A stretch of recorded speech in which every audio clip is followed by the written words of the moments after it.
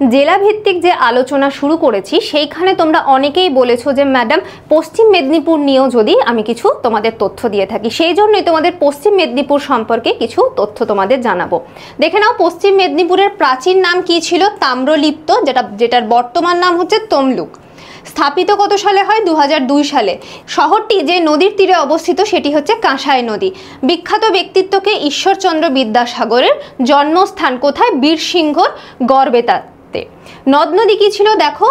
দ্বারকেশ্বর, এবং নদী হচ্ছে সুবর্ণরেখা, শিলায় এবং কাঁসায়। মাটির প্রকৃতি কীরকম? এখানে ল্যাটেরাইট যুক্ত মাটি পাওয়া যায়। ঠিক আছে, তাহলে পশ্চিম মেদিনীপুর থেকে যদি জিজ্ঞেস করা হয় যে মাটির প্রকৃতি কেমন, আশা করি তোমরা বলতে পারবে। প্রধান খনিজ দ্রব্য কি? ম্যাঙ্গানিজ এবং বেলপাহাড়ি। এটা ঠিক আছে, ম্যাঙ্গানিজ হচ্ছে প্রধান খনিজ দ্রব্য। বিখ্যাত পর্যটন কেন্দ্র কোথায়? গোপীবল্লভপুর, ঝাড়গ্রাম।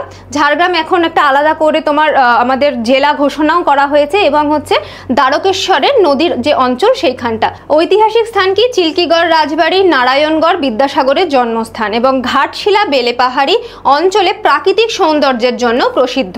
আশা করি যারা মেদিনীপুর নিয়ে মানে পশ্চিম মেদিনীপুর নিয়ে তথ্য জানতে চাইছিলে তারা ভীষণভাবে উপকৃত হবে। নিজের বন্ধুদের সাথে ভিডিওটি শেয়ার করে নাও, এবং ভিডিওটি ভালো লাগলে অবশ্যই পেজটিকে ফলো করে রেখো।